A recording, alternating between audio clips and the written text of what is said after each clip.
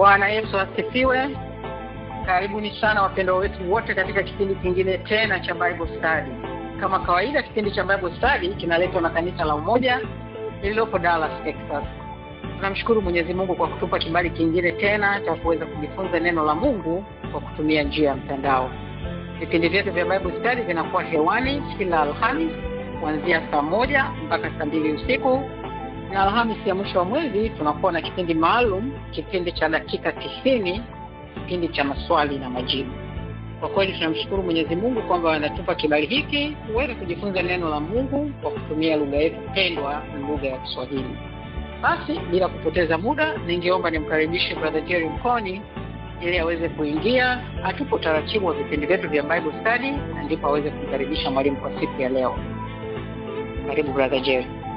Amen, amen, amen. Asante sana the priest Care Mungamishana akizungumza mbashara kutoka makao makuu ya huduma zetu za Umoja Church by Dallas, Texas. Nikukaribisha ambao umeweza kuingia kwa wakati siku ya leo, siku ya Mungu, ikiwa ni Oktoba 23 kwa kalenda ya leo na Oktoba 24 nyumbani South Africa. Ukiwa unatazama vizuri kalenda ya zamani utakumbuka kwamba leo ni wiki 43 kati ya zile 52 tunazotegemea kwa mwaka wa 2025. Kama unahesabu kwa namna nyingine, basi ni siku ya 296 kati ya 365. Tunamshukuru Mungu kwa kuwa hai. Tunamshukuru Mungu kwamba tuko pamoja siku ya leo, tayari kwa katika sehemu ya 3 na ya mwisho ya title ile ya heshima na maadili katika familia. Heshima na maadili katika familia. Na namshukuru sana Mwenyezi Mungu kwamba ameweza kumwamsha tayari na muone Yohani, mtumishi wa Mungu, mwalimu ambaye atufundisha kwa majuma mawili katika somo hili, na leo atakwenda kufunga tai katika sehemu ya 3. Mtumishi wa Mungu Reverend Dr. Enoch Mluka kutoka kule nyumbani Dar es Salaam, Tanzania. Kabla sijamkaribisha, basi nakupa nafasi nyingine kuwa shamasi. Tafadhali karibisha mwingine katika kipindi chako hiki. Kama umeweza kuingia kwa reminder ambayo imekuja katika WhatsApp group yako ama any other means, tafadhali tumia reminder ile kutumia muda huu kumkaribisha mwingine na mwingine popote pale alipo, ukiwa tayari kwamba kipindi chako cha Bible Study kwa lugha ya Kiswahili kinacholetwa kwenu kwa sana makanisa ya Umoja kipo hewani. Na wakati uko pale, basi na yule ambaye atakapata nafasi kusikia kipindi hiki baadaye, kumbuka subscribe katika channel yetu ile ya Umoja Church Bible Study ya YouTube, hiyo Umoja Church Bible Study. Gonga kengele ili tukue kipindi vipi vimeingia kule uweze kukutana navyo. Na kama ulifanya hivyo ama ulishawahi kufanya hivyo, utakumbuka basi katika sehemu ya pili ambayo mtumishi wa Mungu alipomtufundisha, alipita katika vitu vitatu vikubwa. Alisimama katika definition na mifano ya heshima, akapita kwenye maadili, akapita katika familia, na kutoka pale basi akaanza kwenye zile nguzo zinazojenga heshima katika familia. Alifungua Wakorintho 13, tulirecommend asome yote, lakini ilikuwa ni Wakorintho wa kwanza mstari wa 13, lakini kabla hapo alianza na Zaburi ya 15 mstari wa 2. Tulijifunza mambo mengi sana katika sehemu hiyo ambayo ilikuwa wiki jana katika sehemu ile ya pili, na kwa siku ya leo basi kama nilivyosema tutakuwa na hewani aweze kuingia katika wiki ya 3. Nikisema wiki jana nazungumzia Oktoba 16 kwa sababu kipindi chetu kinakuwa kiko mbashara kila Alhamisi. Na kwa Alhamisi leo huyu hapa basi nimkaribisha kwa mara nyingine tena mtumishi wetu Reverend Dr. Enoch Mluka. Ataanza kwa kutupa sama kidogo tupoishia, atumwongepeni kwa sala ya jioni, na then utakuwa naye kwa dakika 35 kama 45 kabla tuingie katika sehemu yetu ya maswali na majibu. Mtumishi wa Mungu Reverend Dr. Enoch Mluka, karibu tena kipindi chako hiki cha Bible Study kwa makanisa ya Umoja, sehemu yetu ya 3 na ya mwisho ya somo zuri kabisa ambalo Mungu aweza kuliandaa, na tunamshukuru Mungu aweza kutumia kutufundisha kuhusu heshima na maadili katika familia. Karibu sana mchungaji. Asante sana mpendwa, na washukuru na wasalimu nyote katika jina la Yesu Kristo aliye hai. Amen. Amen. Amen. Ninaamini sauti yangu inasikika vizuri. Naam, nasikika vizuri kabisa mtumishi wa Bwana. Tuombe. Bwana Yesu, tunakushukuru tena kutupa wasaa wa kujifunza kutoka kwako. Roho Mtakatifu, tufundishe kuyatenda mapenzi yako. Tunaomba na kushukuru kwa jina lako Mungu Baba, Mwana na Roho Mtakatifu. Amen. Amen. Wapendwa, karibuni tena katika Bible Study yetu ya leo, tukiendelea na kuhitimisha mada yetu muhimu kuhusu heshima na maadili katika familia. sehemu ya kwanza ya somo hili tuliangalia hali jinsi ilivyo katika jamii na ulimwengu wa sasa kuhusu eneo hili la familia, lakini tumekuwa tukisafiri na somo hili la Mwanzo 18 mstari wa 19, na tulipata fursa ya kutafakari somo hili na kuangalia umuhimu wake katika familia za leo. Tukaendelea na sehemu ya pili ya somo letu, tukaangalia maana ya maneno muhimu: heshima, maadili na familia. Pia tukaangalia nguzo zinazojenga heshima ya familia. Na leo ni sehemu ya tatu na ya mwisho kwa mada hii, heshima na maadili katika familia. Na katika sehemu hii ya tatu na ya mwisho ya mada, tunajikita zaidi kuangalia mambo yanayochangia kuporomoka kwa heshima na maadili katika familia. Na pia tutahitimisha kwa kuangalia sasa nini kifanyike. Nini kifanyike? Bwana Yesu asifiwe. Amen. Amen. Tuanze kuangalia mambo yanayochangia kuporomoka kwa heshima na maadili katika familia. Baadhi ya mambo yanayochangia hali hii ni kama haya yafuatayo. Kwanza ni ukosefu wa muda wa kutosha pamoja. Muda wa pamoja wa familia kuzungumza, kushirikishana mambo ya kila siku. Hali hii imedhoofisha sana uhusiano na kufahamiana vizuri kwa wanafamilia.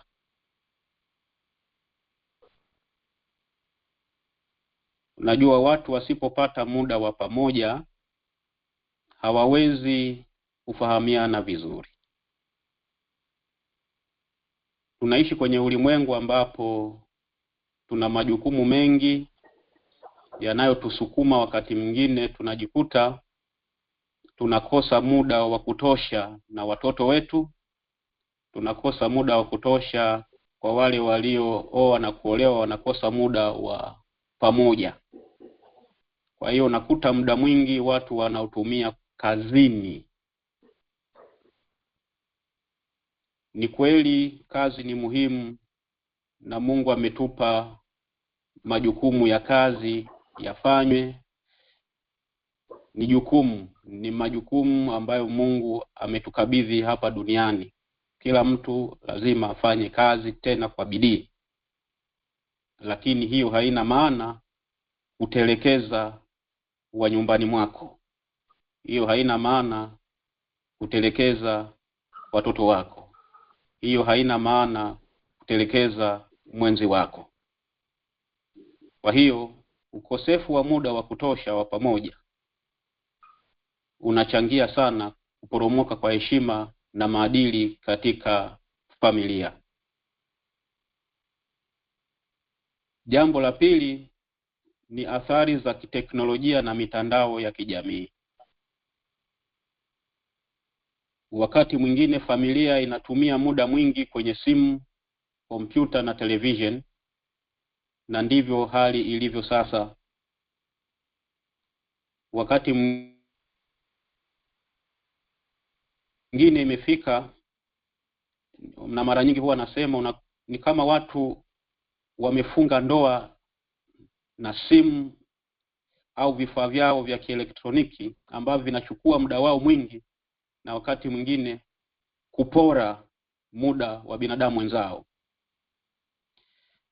Ni kweli teknolojia inatusaidia na ni muhimu, na nyakati zetu tulizonazo, bila teknoloji hatufiki mbali. Sasa pamoja na mazuri mengi ya teknolojia na mitandao ya kijamii, lakini kwa wazazi wengi, kwa vijana wengi, kwa familia nyingi, teknolojia imepunguza ukaribu na mshikamano badala ya kuwaweka watu karibu. Yaani sasa hivi mtu anaweza kawa karibu sana na simu yake kuliko mwenzi wake au watoto wake. Kwa hiyo vifaa hivi wakati mwingine vimepora thamani ya mtu, vimepora muda wa binadamu mwingine, vimepora muda wa watoto, vimepora muda wa mwenzi. Mtu anaona simu yake au kifaa chake cha kielektroniki ni cha muhimu kuliko mwenzake. Sasa hali hii mahali pengine katika familia imeleta migogoro mingi badala ya baraka. Pia mitandao ya kijamii na vyombo vya habari huleta tamaduni, huleta mitindo na maadili mapya yanayoweza kugongana na yale ya kifamilia, na kwa kweli hata utamaduni wetu wa Kiafrika, na kusababisha watoto kudharau au kupuuzia miongozo ya wazazi wao. Wakaona yale wanayoyaona kwenye mitandao ya kijamii ni bora zaidi kuliko hata yale wanayoyapokea kutoka kanisani au kutoka kwa wazazi wao. Na hapa ndipo umuhimu wa wazazi kuwa karibu na watoto wao na kuwa guide. Inawezekana wazazi wengi wakawa wepesi kuwanunulia watoto wao vifaa vya elektroniki, kompyuta, simu na kadhalika, lakini wakasahau kuwa guide, kuwapa miongozo ya matumizi bora ya vifaa hivyo. Na hapa ndipo tatizo kubwa lilipo. Sasa mazingira namna hii yanapojitokeza, pole pole nakuta heshima na maadili ya familia yanaporomoka, kwa sababu maadili yanayochotwa huko kwenye mitandao ya kijamii yanakinzana na maadili halisi ya Ukristo wetu na utamaduni wetu, mila zetu, desturi zetu. Kwa hilo ni eneo la pili. Kwa wazazi hapo inabidi kuwa makini sana. Jambo la tatu ni kushindwa kuwa mfano bora, kushindwa kuwa role model, kushindwa kuwa kielelezo. Wazazi kutokuwa mfano bora kwa watoto wao, kwa familia zao, hudidimiza heshima na maadili ya familia. Tutaona hili baadaye zaidi. Nirudie tena, wazazi wanaposhindwa kuwa mfano bora kwa watoto wao, au mume anaposhindwa kuwa mfano bora kwa mke wake, au mke anaposhindwa kuwa mfano bora kwa mume wake, kwa familia nzima, hii inadidimiza heshima na maadili ya familia. Jambo la 4 ni kulegea kwa jukumu la malezi. Kuna gapu kubwa ya malezi siku hizi. Baadhi ya wazazi wameacha wajibu wao wa msingi wa malezi ya watoto na kuacha jukumu hilo kwa vyombo vingine au watu wengine. Hivyo hali hii imesababisha kupungua kwa mshikamano wa kifamilia, tunaita family bond. Na mahali pengine unakuta watoto wanamuona house girl ni wa thamani, ni wa muhimu kuliko hata mzazi mwenyewe. Kwa sababu kwa watoto, kama mnavyofahamu, yule ambaye yupo karibu nao ndiye anakuwa wa muhimu na thamani kwao, kwa sababu wanaona ndiye anayewapenda, ndiye anayewajali, ndiye ambaye ana muda nao. Kwa hiyo wazazi wengi wamepunguza heshima na thamani yao kwa watoto wao kwa sababu ya kulegea katika jukumu la malezi, na wakati mwingi wazazi hawana muda nao. Kitendo cha wazazi kutokuwa na muda wa kutosha na watoto kimepunguza mshikamano wa kifamilia, family bond.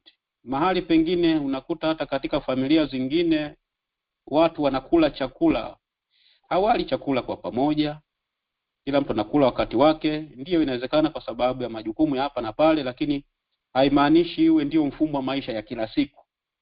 haimaanishi mwaka mzima watu hawana muda hata kukaa pamoja na kula pamoja. Vitendo kama hivi vinachangia sana kupungua kwa family bond, kupungua kwa mshikamano wa kifamilia hata katika mambo tu ya kawaida. Kwa hiyo kulegea kwa jukumu la malezi, kuwaachia watu wengine majukumu ya malezi, kumesababisha kuporomoka kwa heshima na maadili katika familia, kwa sababu mahali pengine wale wanaoachiwa watoto maadili yao inawezekana yasiwe mazuri sana, lakini inawezekana pia background zao za kimaisha sio nzuri sana. Kwa hiyo watoto wanachota values ambazo ni tofauti kabisa na values za familia husika, na matokeo yake sasa nakuta watoto wanakuwa na mwelekeo ambao unatisha, unaleta mashaka, unasumbua kwa kweli. Kwa sababu wakati mwingine watoto wetu wameachwa kwa watu ambao wameimpart values ambazo zinakinzana na values za familia, na wakati mwingine hata imani yetu katika Yesu Kristo. Hii ni jambo jingine, ni mabadiliko ya muundo wa familia. Mabadiliko ya muundo wa familia, kuongezeka kwa familia zinazoongozwa na mzazi mmoja, malezi ya mzazi mmoja, kunaweza kusababisha mzigo mkubwa kwa mzazi na kufanya iwe vigumu kudumisha uthabiti wa nidhamu ya kutosha kwa watoto. Kutoweka kwa mfumo asili wa mtoto kuwa wa jamii, ambapo ndugu na jamaa walihusika katika malezi na ulinzi wa mtoto. Hali hii imechangia sana kuporomoka kwa heshima na maadili katika familia nyingi sana. Na tunaishi katika dunia ambapo malezi ya mzazi mmoja yanazidi kuongezeka. Wako ambao wamelazimika kuwa mzazi mmoja, sio kwamba alipenda, mazingira, hali imesababisha awe hivyo. Lakini wengine, kuna migogoro ya ndoa, kuna kuondokewa na mzazi mmoja katika uhai huu, dunia hii, lakini kuna kutelekezwa na kadhalika na kadhalika na kadhalika. Sasa Mungu, mfumo aliouweka wa malezi ni wa baba na mama. Huo ndio mfumo wa asili Mungu aliouweka, na baadaye akauweka kwa familia nzima na jamii nzima. Kama tulivyoona hapo nyuma, ni kwamba katika traditional society, baba alipokosekana au mama alipokosekana, familia nzima ilibeba jukumu. Hali ambayo katika modern society hali imebadilika sana, ambapo mtoto ni wa kwako, pambana na hali yako. Sasa hali hii inachangia sana kuporomoka kwa maadili, wakati mwingine na heshima, kwa sababu unakuta sasa yule mzazi mmoja kasongwa, kaelemewa na majukumu kiasi kwamba sasa inabidi yeye awe baba, yeye ndiye awe mama, yeye ndiye awe mama, yeye ndiye awe hivyo. Sasa kusongwa huko na majukumu hayo kunamfanya wakati mwingine mzazi asitimize wajibu wake sawasawa, ule wa kutunza nidhamu na maadili ya familia, kwa sababu ya kuhangaika na maisha, kuhangaikia maisha. Kwa hiyo mabadiliko ya muundo wa familia zetu sasa umechangia sana mmomonyoko wa maadili na heshima katika familia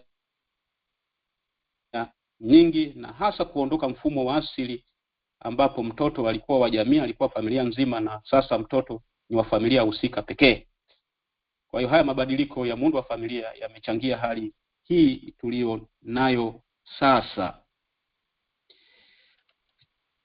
Na mkazo mkubwa ninaoweka hapa kwa watoto, nazungumzia hasa watoto wa umri wa 0 mpaka miaka 12.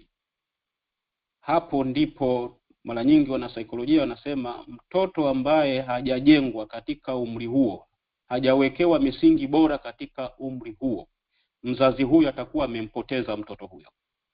Misingi bora katika makuzi ya mtoto unajengwa katika umri wa 0 mpaka 12. Wote tunafahamu hii.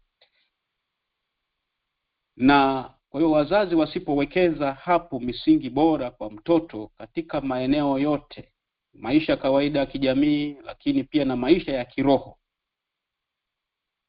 wazazi hao watakuwa wamempoteza mtoto huyo. Sasa kitakachotokea baada ya hapo, atakapoingia kwenye umri wa kubalehe, teenage stage na hivi na kadhalika na kuendelea huko na youth, mtoto huyo sasa unaweza kukuta kwa kuwa hana misingi bora iliyowekwa katika umri huo, wazazi wengi kama nilivyosema awali wanajikuta wanashughulika na repair. Ndio maana wahenga wakasema mkunje samaki angali mbichi. Ni rahisi sana kumjenga na kumbadilisha mtoto katika umri wa utoto kuliko akiwa mtu mzima.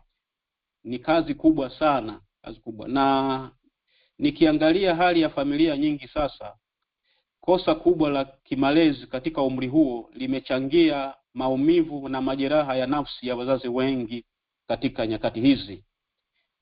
Ni eneo ambalo linahitaji sana sensitivity. Lakini eneo lingine ambalo linachangia kuporomoka kwa heshima na maadili katika jamii, kwa nimetaja tu baadhi, ni matatizo ya kiuchumi na mkazo wa maisha. Mizozo na mikazo ya kifedha inaweza kusababisha msongo wa mawazo na kutoelewana kati ya wazazi. Migogoro ya mara kwa mara imechangia sana kuporomoka kwa heshima, lakini pia na maadili ya familia. Wako wazazi wengine wanazozana mbele ya watoto, wanagombana mbele ya watoto, wengine wanajeruhiana mbele ya watoto, na kwa jinsi hiyo wanawabomoa watoto, wanatengeneza pia kizazi cha watu wakatili kuanzia utotoni, na wao wakija kwa watu wazima wanayaishi maisha hayo wakizani ndio mfumo sahihi wa maisha. Mizozo na mikazo ya kifedha inaweza kusababisha msongo wa mawazo na kutoelewana kati ya wazazi. Kutilia mkazo zaidi mafanikio ya kiuchumi na mali, material oriented au materialism, kuliko maadili, kuliko maisha ya kiroho na uhusiano, kunaweza kufanya heshima na maadili kuonekana sio priority, kuonekana si kipaumbele. Na hiki ni chanzo cha familia na jamii kupoteza mwelekeo wa maadili na heshima katika jamii yetu ya leo.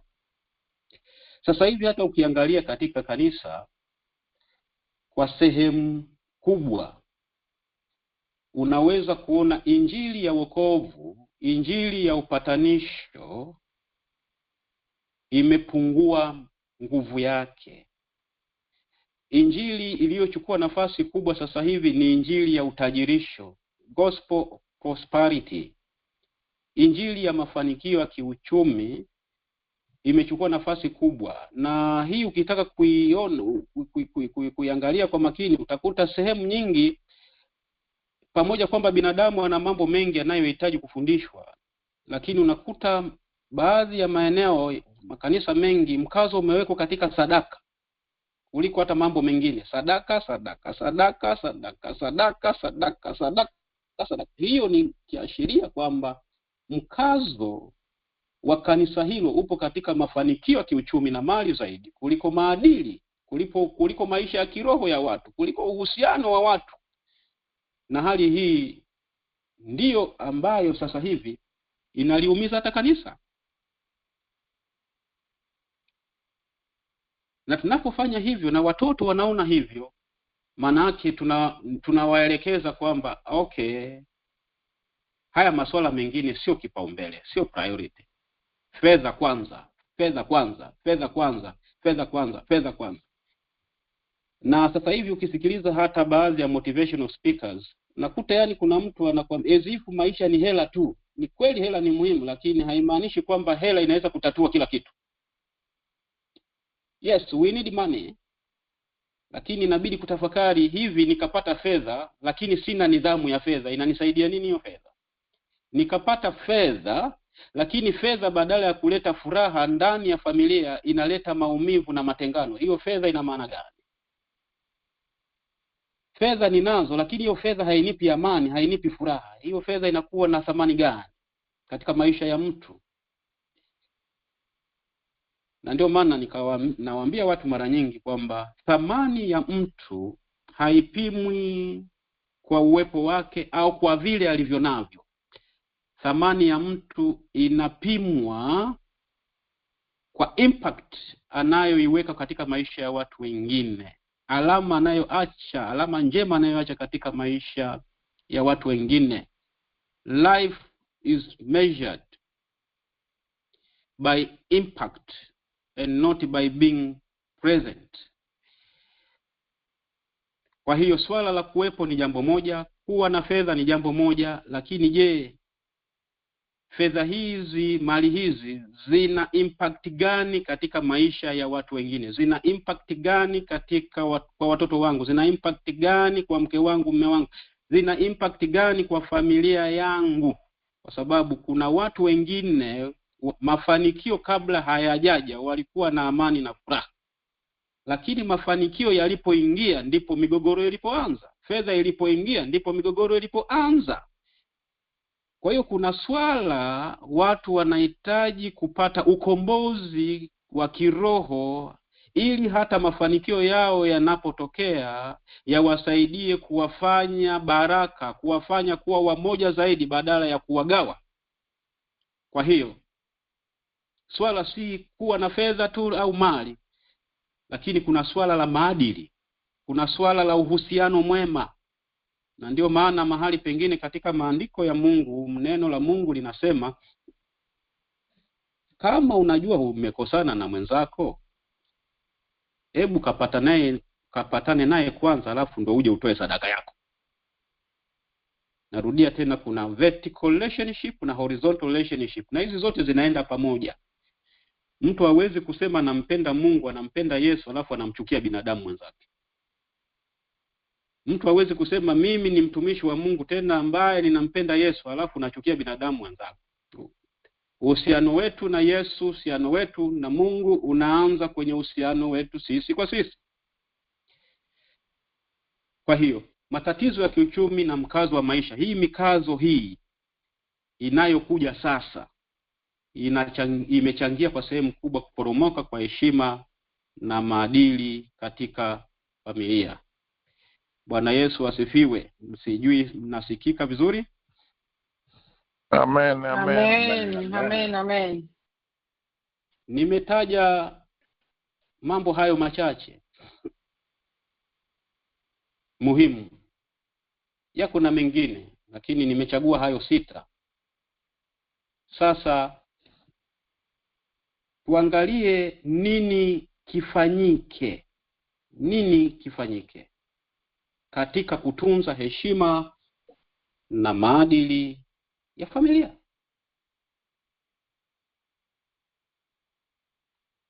Kwanza tuangalie wajibu wa kila mwanafamilia.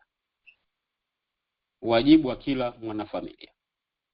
Kila mwanafamilia ana sehemu yake katika kulinda na kuongeza heshima ya familia.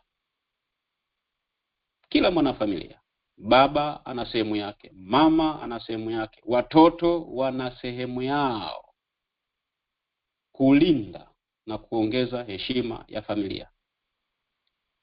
Eneo moja likiyumba tu, familia nzima imeyumba. Maadili yakiyumba, heshima ikiyumba kwa baba, familia nzima upo uwezekano wa kuyumba. The same kwa mama, the same kwa watoto. Mazuri ya watoto ni mazuri ya familia. Ubaya wa watoto ni ubaya wa familia. Mazuri ya wazazi ni uzuri wa familia. Na kinyume chake hivyo hivyo.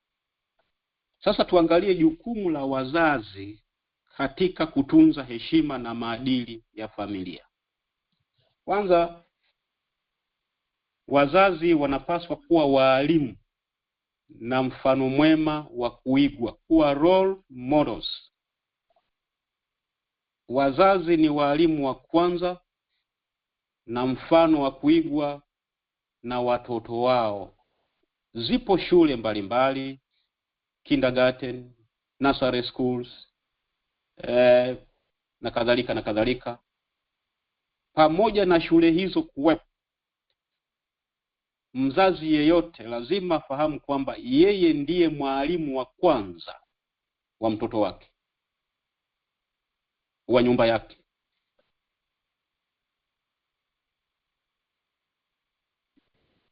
Hizo shule zingine ni extra, zinajenga katika msingi uliowekwa nyumbani.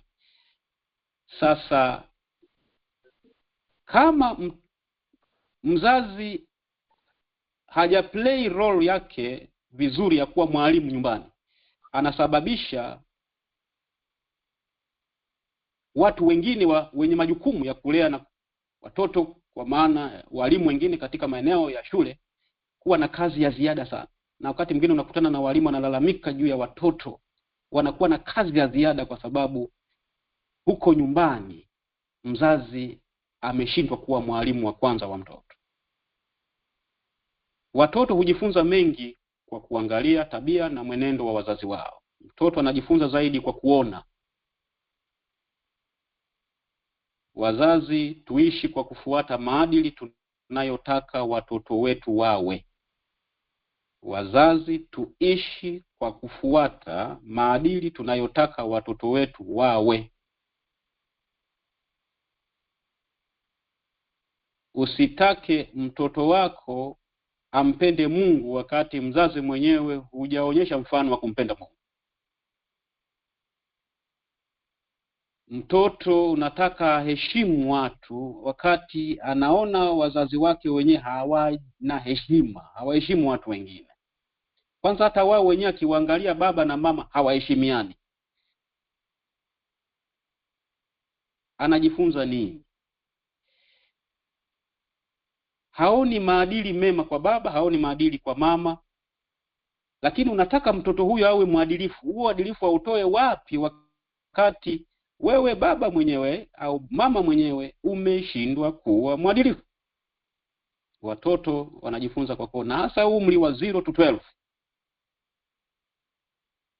Wazazi wanapaswa kuishi kufuata maadili tunayotaka watoto wetu wawe. Wazazi wana jukumu la msingi la kufundisha watoto wao maadili mema, nidhamu, na kuwafundisha watoto tofauti kati ya mema na mabaya.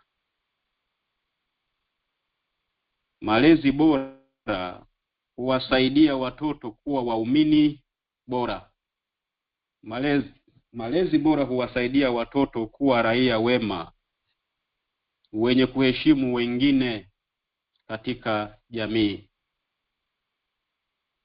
Mti bora huzaa matunda bora. Siku zote mti bora huzaa matunda bora. Hivyo raia na waumini bora watatokana na wazazi bora. Raia na waumini bora watatokana na wazazi bora. Neno la Mungu katika Mithali 20 mstari wa 7 linasema, mwenye haki aendaye katika unyofu wake, watoto wake watabarikiwa baada yake. Na hapa ndipo kazi kubwa ilipo, extension of legacy. Mithali 27 inasitiza extension of legacy. Huwa nawaambia wazazi mara nyingi, kuna mambo mzazi anaweza akayafanya kwa watoto wake wakati wa utoto wao bila kuangalia impact yake baadaye itakuwa nini. Na hawa ambao tunawaona leo watoto hawatabaki kuwa watoto. Utoto ni transitional. Leo ni watoto, kesho watakuwa vijana, kesho watakuwa watu wazima, watakuwa wazee.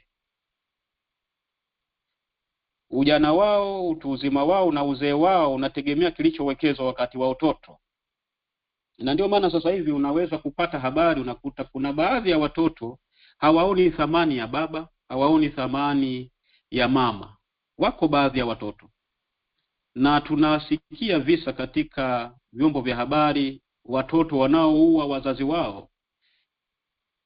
Hivi karibuni kuna watoto huko Mtwara huko Tanzania, watoto ambao ni mapacha wa umri wa miaka 24 wamemuua mama yao kwa jembe. Haya mambo yatokee kwa bahati mbaya. Yaani mpaka inafikia hapo kweli, mamako aliyokubeba miezi 9 amehangaika amekuzaa, na bila yeye usingekuwepo. Leo watoto wameungana kumuua mama yao. Nasikitisha sana. Na haya hayatokei kwa bahati mbaya. Kuna kitu ambacho cha nyuma kilichoendelea. Kuna roho iliyokaa ndani ya watoto kwa muda mrefu. Kuna hivi karibuni kuna binti moja ambaye amemaliza chuo kikuu sasa hivi. Huyu binti baba yake amefariki miaka 3 iliyopita. Kwa hiyo anaishi huyu binti na mama yake maeneo ya Mbezi Beach hapa Tanzania, Dar es Salaam. Kwa hiyo amebaki binti na mama yake, na hawa ni familia ya waombaji, watu wanaompenda sana Yesu, hii familia. Na mama ni miongoni mwa timu za waombaji.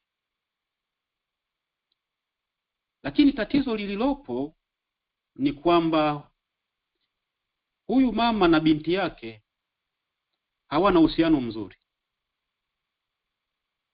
Wanakaa nyumba moja, hawazungumzi. Wanapanda gari, wanaenda kanisani, wanatoka kanisani, wanarudi nyumbani, hawazungumzi. Wakifika nyumbani, binti anaingia chumbani, hana habari na mama yake. Yaani ndio maisha hayo. Sasa huyu mama imemsumbua, inamtafuna. Wana mtoto mmoja tu. Ni binti ambaye amaliza chuo kikuu. Sasa natoa hili kama mfano halisi ili kukazia somo hili.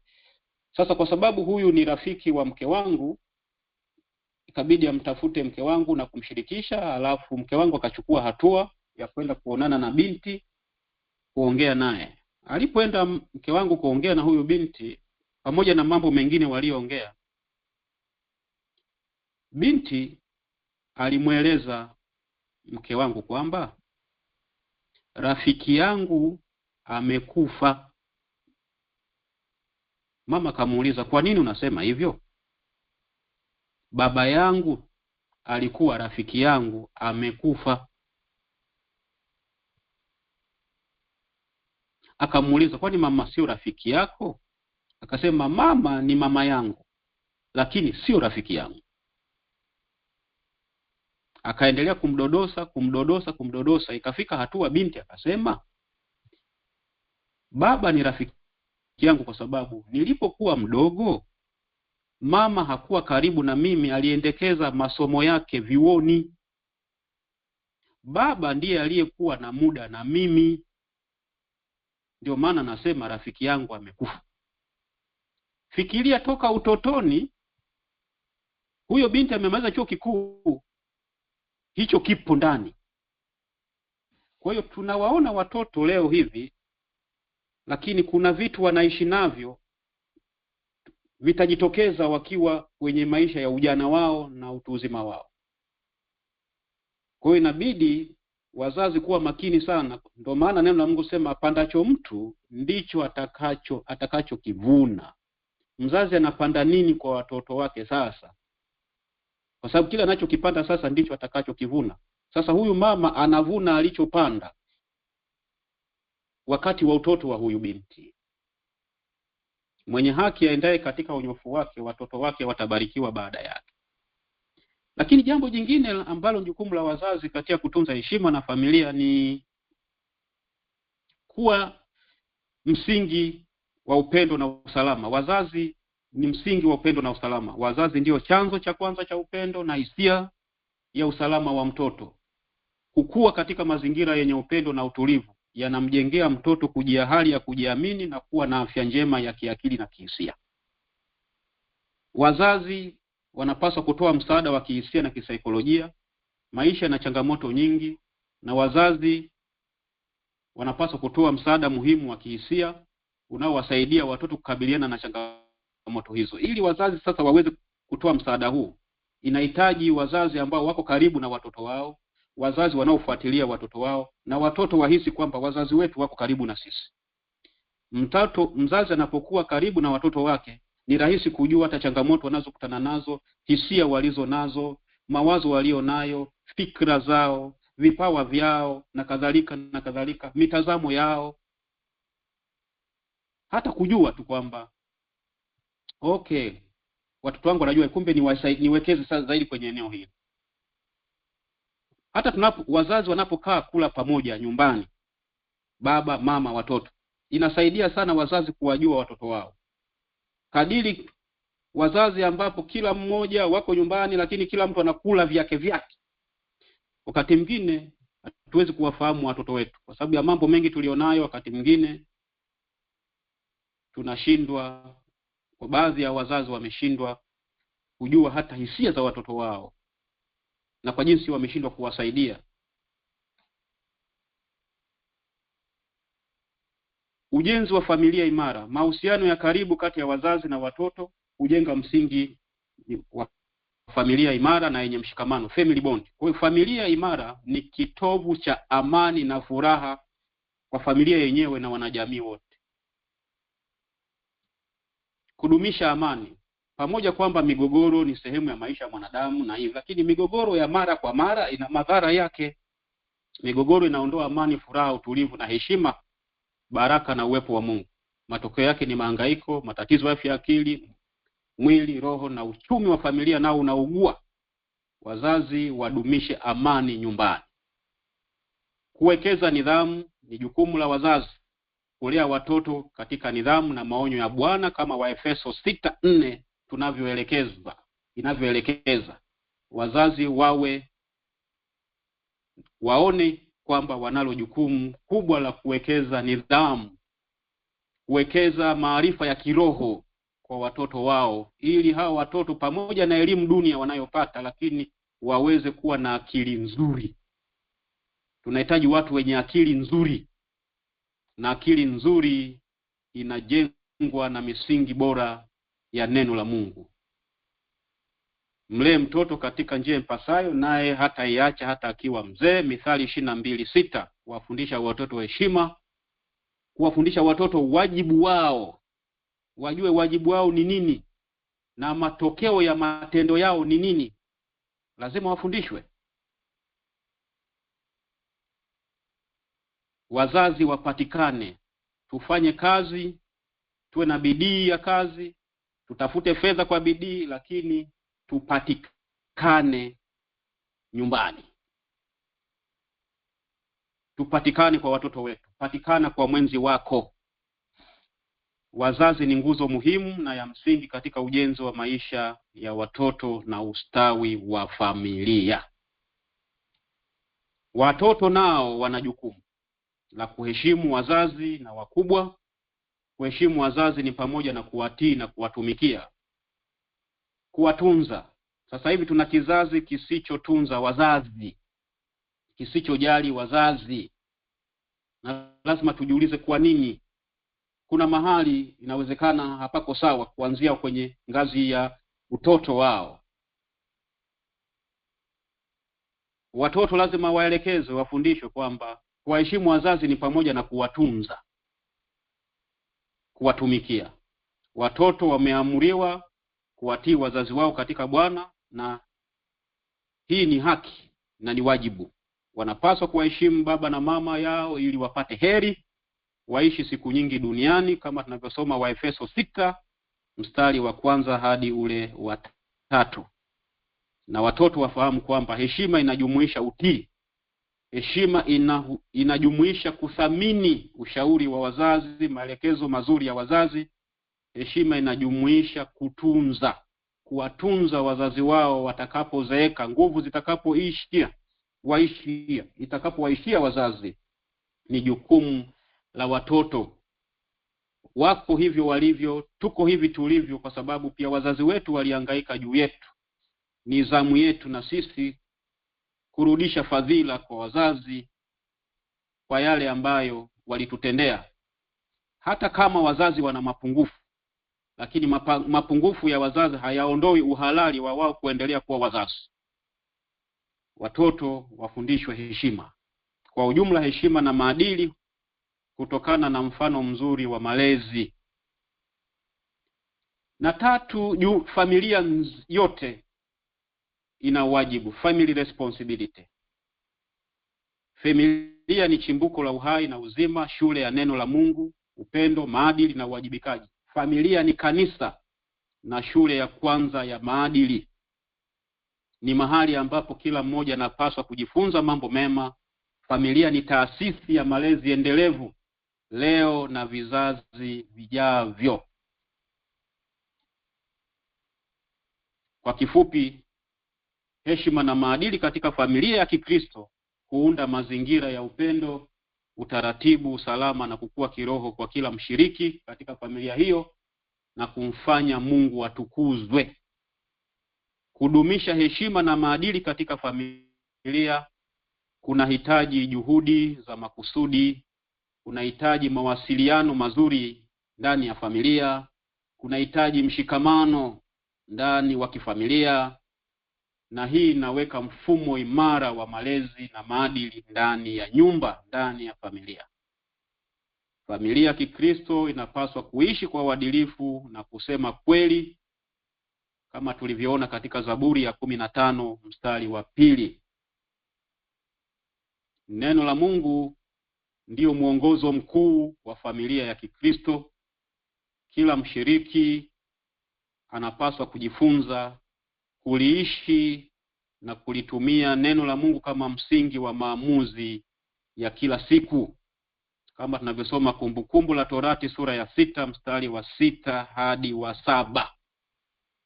Familia inayotii maandiko matakatifu inakuwa kanisa la nyumbani, home church.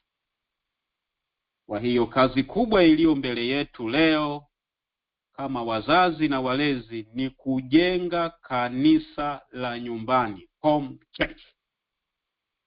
Ellen G. White katika kitabu chake kiitwacho The Adventist Home anasisitiza akisema, home is the heart of all activity. Home must not lack sunshine. Home must not lack sunshine. Kanisa lenye nguvu ni lile linaloanzia nyumbani. Kanisa lenye nguvu silo linaloonekana kwenye majengo ya ibada. Kanisa lenye nguvu linaanzia nyumbani. Familia za Kikristo leo zina kazi kubwa ya kujenga kanisa imara la nyumbani. Kwa sababu hali ilivyo sasa ni kwamba kanisa linaonekana kwenye majengo ya ibada zaidi kuliko nyumbani. Mungu atusaidie kujenga kanisa la nyumbani, home church. Mungu awabariki. Asanteni kwa kunisikiliza. Mungu asifiwe. Amen. Amen. Amen. Amen. Amen. Amen. Amen. Asante sana mtumishi wa Mungu, Reverend Dr. Mliuka, kwa kutufundisha vizuri kabisa katika somo hili, na specific katika sehemu ya 3 na ya mwisho ya somo ambalo tulikuwa tumeanza wiki jana. Kwa kweli hata sisi ambao tumekaa studio hapo jabisha kufuatilia kwa umakini na kuchukua notes, tumekuwa tukisisimka sana. Ni somo ambalo limefundishwa kwa namna tofauti kabisa. Tumeweza kupata, tunasema, mchanganyiko wa elimu dunia pamoja na elimu ya kidini, yote hiyo ikiwa imejishika katika jinsi ya kuishi kifamilia, heshima na maadili katika familia. Hilo ndio title ambayo tumeweza kutembea nayo kwa wiki hizi 3, na kwa kweli na uhakika kwamba kila mtu ambaye apate nafasi ya kushiriki pamoja nasi kuanzia sehemu ya kwanza mpaka leo katika tamati sehemu ya 3 na ya mwisho. Ameweza kupata hapo kitu, na uhakika kabisa kwamba atakuwa ameongezewa nondo kubwa zaidi katika arsenal yake, ile tunasema maktaba yake ya kiroho. Mungu aendelee kubariki sana mtumishi wa Mungu wewe pamoja na huduma yako pale nyumbani Tanzania. Amen. Amen. Na kama kawaida basi kipindi chetu huwa tunapata amen. Asante sana. Na kama kawaida kipindi chetu basi tunapata nafasi ya kipekee kabisa, unapata nafasi ya kupata nondo kama hizi, lakini tunakupa nafasi ya kutokuondoka na tashwishwi, tunakupata nafasi ya kutokuondoka umeng'ata kidole, ama kama unapenda kusema mara nyingi mtumishi wa Mungu, mchungaji kiongozi wa makanisa yetu moja, hatakuacha na nafasi kuweka mikono katikati ya miguu ukawa unasasinka. Tunataka upate nafasi ya kuchangia ama kuuliza swali katika yale ambayo umeweza kuyasikia katika majuma haya matatu. Inawezekana kuna kitu utegemea kukisikia, lakini huku kusikia ama kuna kitu ya kuchanganya kidogo. Usiondoke nacho. Utapata nafasi ya kushirikiana nasi katika muda uliobakia. Angalia simu yako, changamkia muda, utabonyeza alama ya nyota nambari 6 mara moja tu, ine *6 hiyo. Itakutoa katika mute jina lako na pale ulipo. Tunaamini ndani ya dakika 2-3 utaweza kurephrase swali lako vizuri kabisa, na kutoka pale basi yote ambaye katika kipindi chetu mbashara kwa muda huu ama mwalimu wetu wa somo atapata nafasi ya kulichangia ama kulijibu. Karibuni tuwe katika sehemu yetu maswali na majibu.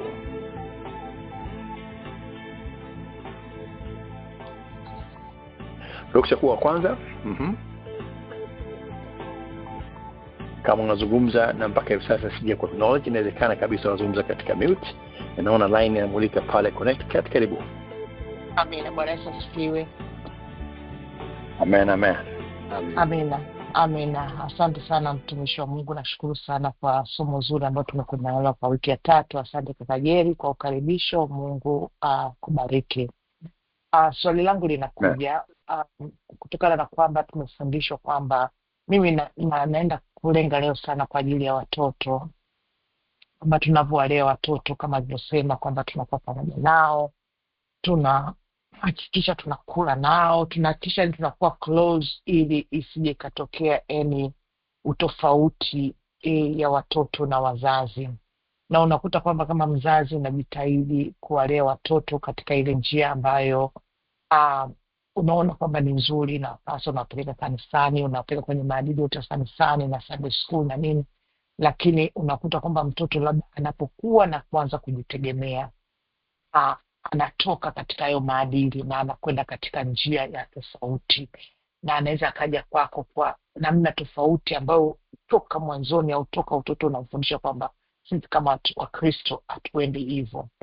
Sasa hapo shida inakuwa ni wapi? Kama ni mtoto ambaye umemkuza katika maadili ya Kikristo na unaomba na unamuombea, hata sasa hivi bado unamuombea, lakini somewhere anakuja na maadili tofauti, sio yale ambayo amekuwa nayo, hapo inakuwa tatizo ni wapi na unamsaidiaje kama mzazi?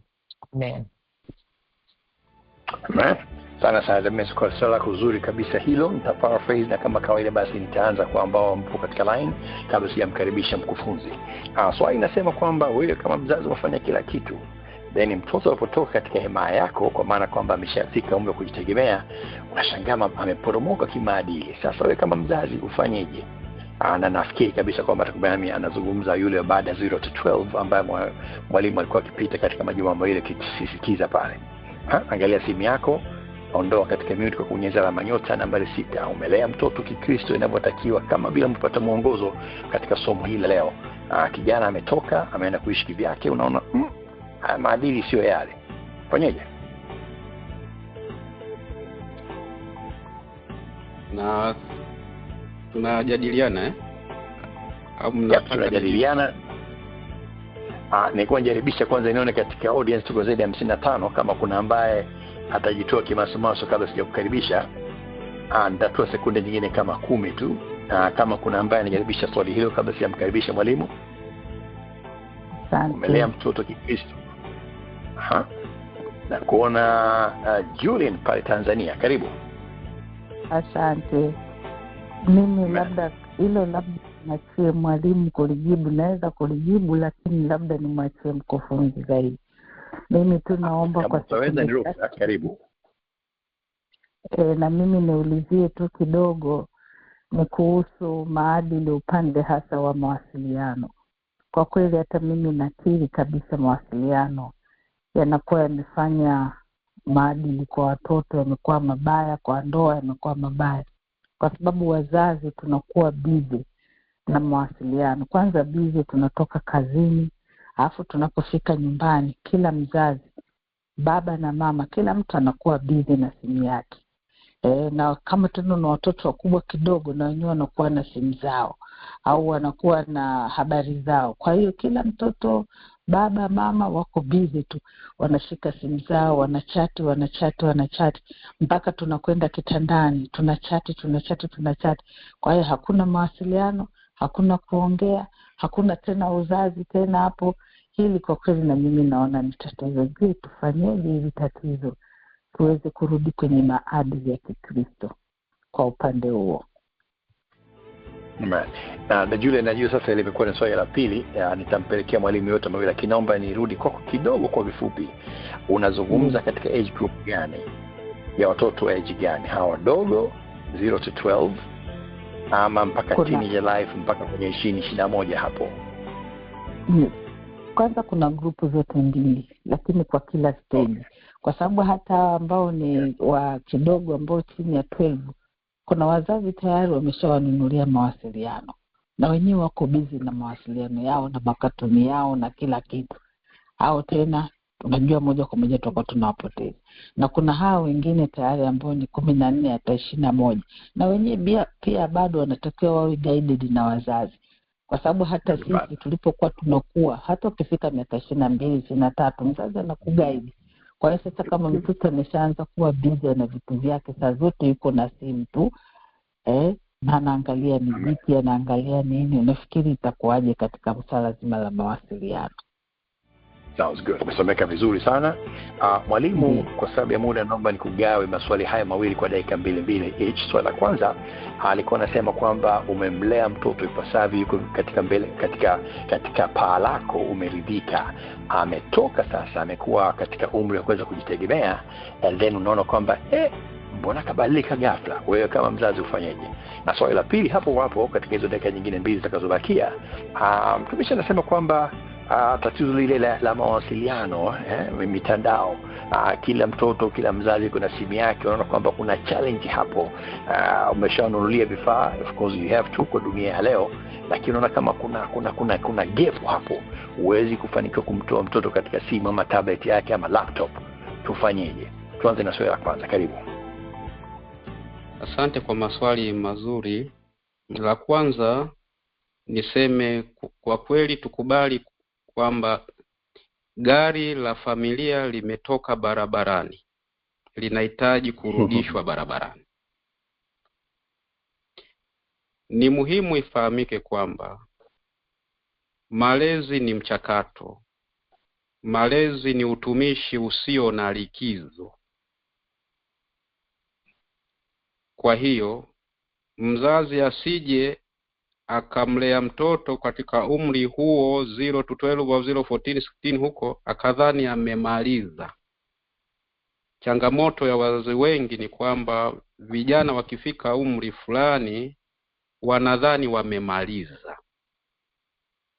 Hawako karibu nao, hawaendelezi. Changamoto ya wazazi wengi iko hapo.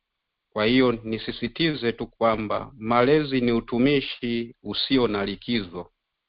Malezi ni jukumu la maisha yote ya mtoto huyo, hata akiwa kijana malezi yanaendelea tu. Jambo la pili, ni vizuri kujua saikolojia ya malezi, kukua kwa watoto. Mnafahamu kwamba watoto wanapoingia kwenye umri ubalehe, umri tunaita foolish age, watoto wanahama hata kimitazamo na kifikra. Wanaona watu wa nje, marafiki ni wa muhimu zaidi hata kuliko wazazi wao. Lazima kujua saikolojia ya malezi ya watoto kwa kulingana na umri. Kuna kitu kinaitwa paradigm shift. wakifika umri fulani wanaanza kushift, marafiki wanakuwa muhimu, wanafiki wanakuwa bora zaidi, vitu vya nje vinakuwa bora zaidi hata kuliko vya ndani.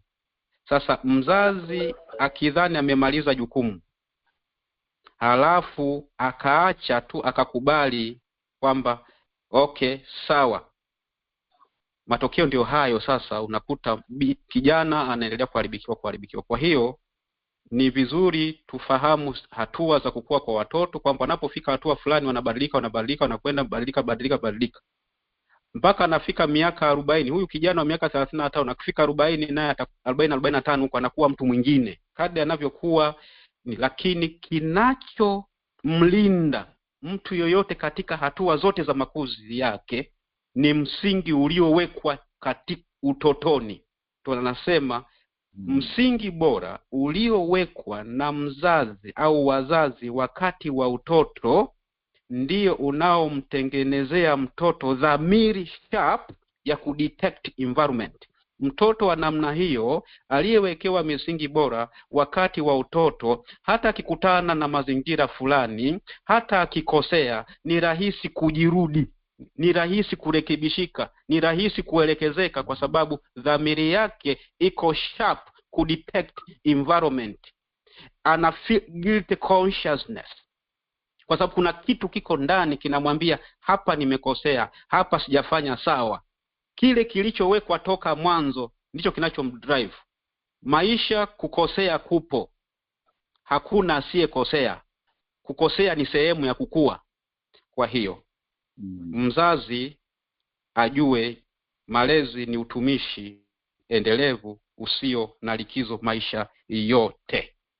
Wazazi waendelee kuwa karibu na watoto wao, vijana wao kwa umri wao mbalimbali, wasijiondoe kwenye wajibu wao katika hatua yoyote ile. Sisi wote hapa ni watu wazima, lakini mimi kuna mambo ikifika, kuna kati baba yangu namuuliza, mjomba wangu namuuliza. Kwa hiyo kwa kujibu hilo niseme kwamba ni muhimu tuone kwamba malezi ni utumishi usio na likizo. Lakini bei yake hapo ni kwamba katika malezi ya watoto, wewe ni mama, je, baba amehusika vipi kwenye malezi ya mtoto? Ndio pale kuna ishu ya malezi ya mzazi mmoja. Mungu ameweka mfumo wa malezi ya wazazi wote. Kwa hiyo baba anapokosekana kwenye mchakato wa malezi ya mtoto ni janga kubwa sana. Na ndio maana Mungu alianza kuzungumza na Ibrahim kwanza, kuielekeza nyumba yake kwenye njia ya Bwana, kutenda haki na maadili. Baba. Kwa hiyo akina baba waone wana jukumu kubwa la kimalezi, ndio wanaoweka misingi ya nidhamu katika familia. Baba na mama kazi yake ni kulea hiyo misingi. Hili linapokosekana linaleta shida. Swali la pili, mawasiliano. Tatizo ni kwamba smartphone, simu hizi zilikuja na watu wakaanza kuzitumia kabla hajawapewa semina. Kwa hiyo ni muhimu watu wafundishwe maadili ya matumizi ya simu, wazazi wenyewe na watoto wao. Simu zina maadili yake ya matumizi. Ni kweli kwamba kumekuwa na detachment kutokana na vyombo hivi vya mawasiliano. Kwa hiyo turudi sasa kwenye misingi, watoto wawe guided kuhusu matumizi bora ya simu, lakini na sisi wenyewe tuwe mfano bora katika hilo.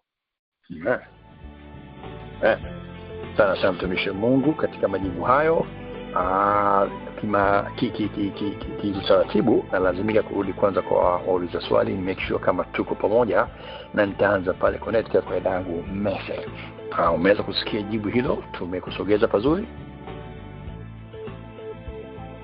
Mimi nashukuru sana, especially pale aliposisitizia kwamba ndio wamama wapo, lakini baba ni muhimu sana, kwa sababu nimeona challenge hiyo especially kwa watoto wa kike. Watoto wa kike baba akikosekana ni challenge kubwa sana. Kwa hiyo nashukuru sana na Mungu abariki mtumishi. Amen. Amen. sana sana katika hilo. Alizungumza kwamba kama gari imetoka katika njia turudishe. Samaki mkunje angali mbishi. Naenda pale Tanzania. Dada yangu dada Mafuru, umeweza kusikia jibu la swali lako? Je, tumekusogeza pazuri? Nimesikia. Sijui unanisikia? Unasikika vizuri kabisa. Nimesikia na nikacheka alivyosema kwamba smartphone zimekuja kabla tujaanza kufundishwa semina. Kwa hiyo nimesikia na nimefurahi. Kwa hiyo ila mimi nimejifunza pia kwa upande wangu na hata kwa familia pia. Tutajaribu kuja kufundishana jinsi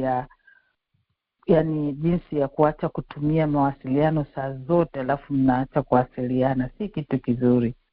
Naweza mkavunja kabisa mahusiano, mkaharibu ndoa, watoto wakaharibika. Kwa hiyo kwa somo hili mimi nimejifunza sana. Nashukuru, asante sana kaka zangu, wajumba zangu, wapenzi wangu. Amen. Na kwa agano hilo basi nakushukuru, na niwashukuru wote ambao tumeweza kuwa pamoja kuanzia mwanzo mpaka mwisho. Ukitazama muda umeshanishika bega.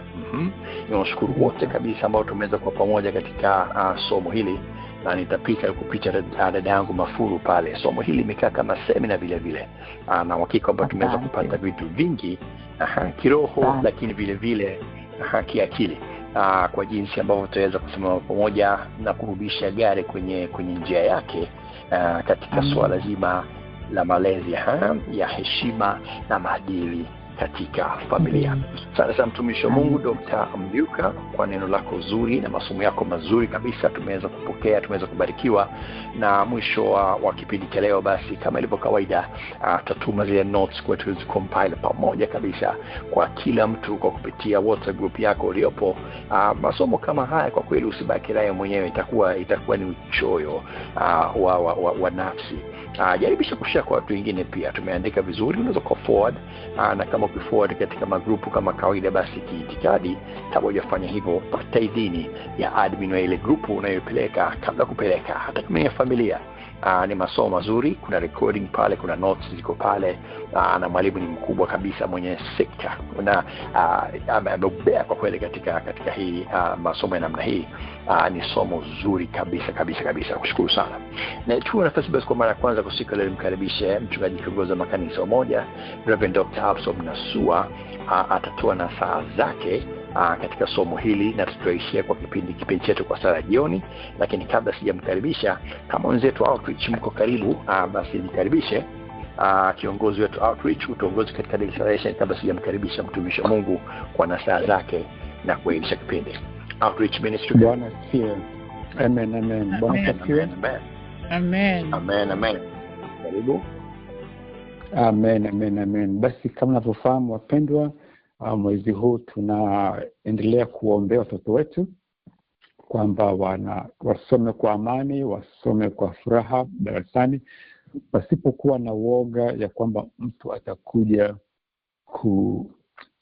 kuwavuruga au kuwaua kwa kutumia silaha. Kwa hiyo declaration yetu ni kwamba tunapinga mauaji ya halaiki juu ya watoto wetu wakiwa mashuleni na walimu, lakini pia tunapinga roho ya gun violence ambayo wakati mwingine huwa inatokea katika mashule yetu.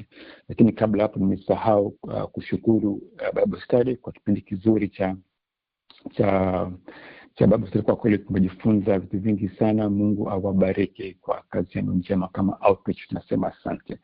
Kwa hiyo pendo hapo mlipo, naomba tukapate kwa mute mic zetu na tukapate kufanya hiyo declaration.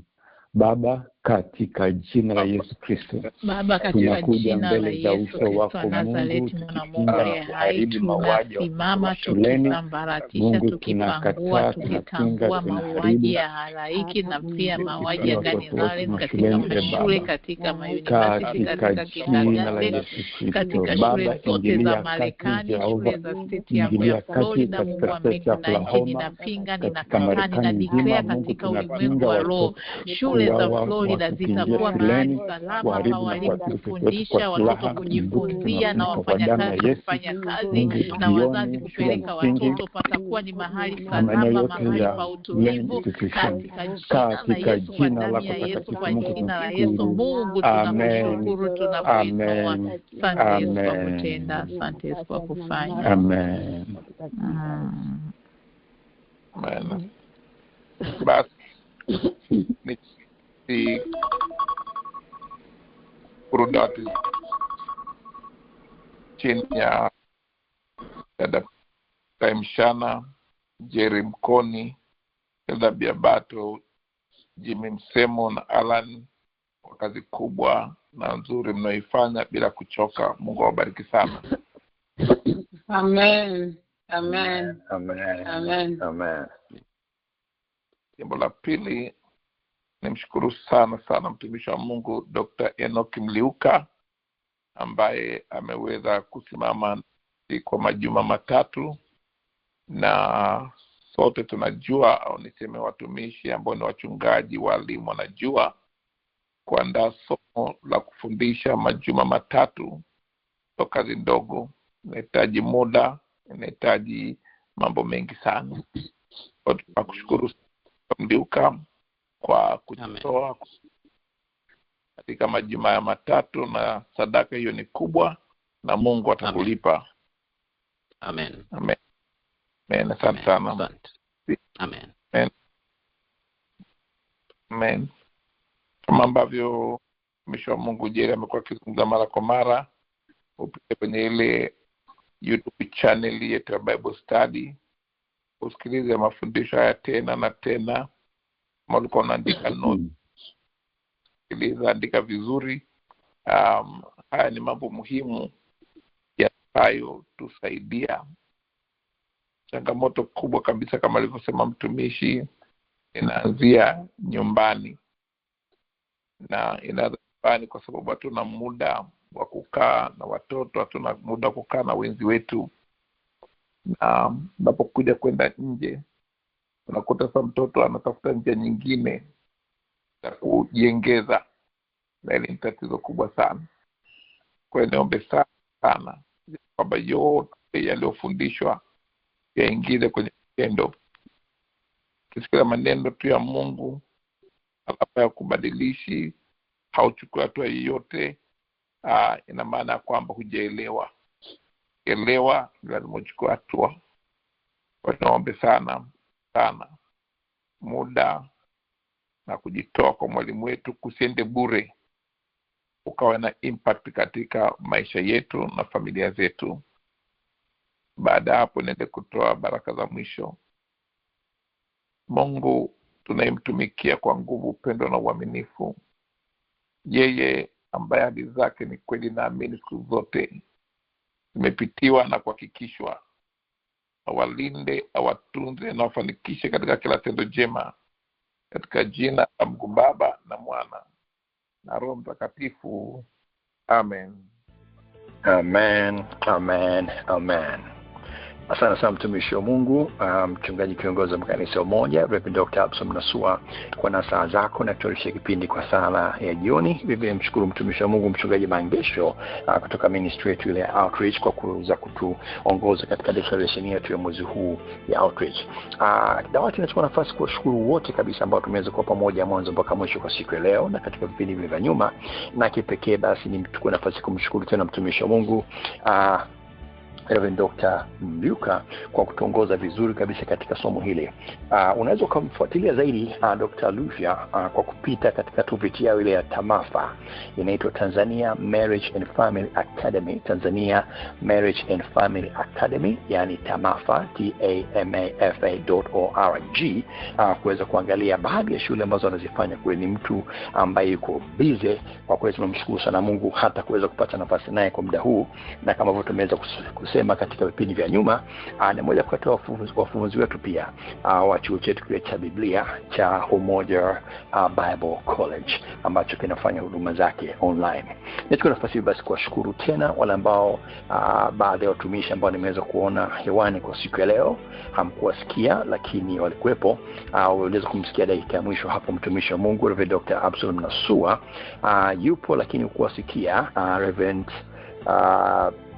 Gilbert Rela, namuona vile Minister Jessica Kataraia, umeweza kumsikia mchungaji Mangesho, Mama Maro na kuona na kutambua pale, mwalimu Olivia Andrews pale New Jersey, mwalimu Gladys Msemo kutoka Mwanga Kilimanjaro Tanzania, na vile kutoka Tanzania mchungaji Bupe Mwakamela, na kuona mwalimu Glory Show pale Arusha, na muona mwalimu Sofia Luoga pale Florida, na mchungaji Nancy Mongi, karibu tena. Na karibu sana basi kufundishwa na Dr. Enoch Mliuka kutoka pale Tanzania. Niwashukuru wapate nafasi ya kuuliza maswali ama kuchangia kwa siku ya leo. Sister Mercy Lazaro pale Connecticut, na Mama Julian Mafuru kutoka pale Tanzania. Tunashukuru sana, na of course kama kawaida basi kuisha kipindi hiki ni mwendelezo vipindi vingine vinavyojia kuhusiana na makanisa ya umoja. Ukiangalia kalenda yako utakumbuka sasa kwamba huu ulikuwa ni mwezi wa kipekee. Tuko na Alhamisi 5, tumeshamaliza 4. Inamaanisha kwamba ile inayokuja ya mwisho ambayo itakuwa ni mwisho wa mwezi 30, tuko na kipindi chetu kile maarufu kabisa cha maswali na majibu kwa dakika 90. Usibalize mwaka na maswali na dukuduku. Karibu tukutane siku hiyo kwa swali la aina yote ya Kikristo ambayo tunaweza kutumia msaada wa Biblia ama knowledge yetu ya Kikristo kuweza kuchangia. Naam. Kwa niaba ya wenzangu wote wa dawati hili la Umoja Church Bible Study, dada Priska Mugamishana, dada Hilda Biabato Kari, brother Jimmy Msemo na brother Allen Mfuru, naitwa Jerry Mkonyi, tukatika utamana Bwana. Tukutane tena katika vipindi vyetu vijavyo. Kumbuka prayer line itakuwa hewani kesho saa 12 asubuhi kwa saa za hapa Dallas, Texas, yani Central Time, katika namba yetu ile ya prayer line. Sisi tutakuwa tena hewani tena wiki ijayo katika muda na wakati kama wa leo. Tunatakiwa tema Bwana, tukutane tena Mungu akipenda. Amen. Amen. Amen. Amen. Amen. Amen. Barikiwe sana. Asante sana. Amen. Amen.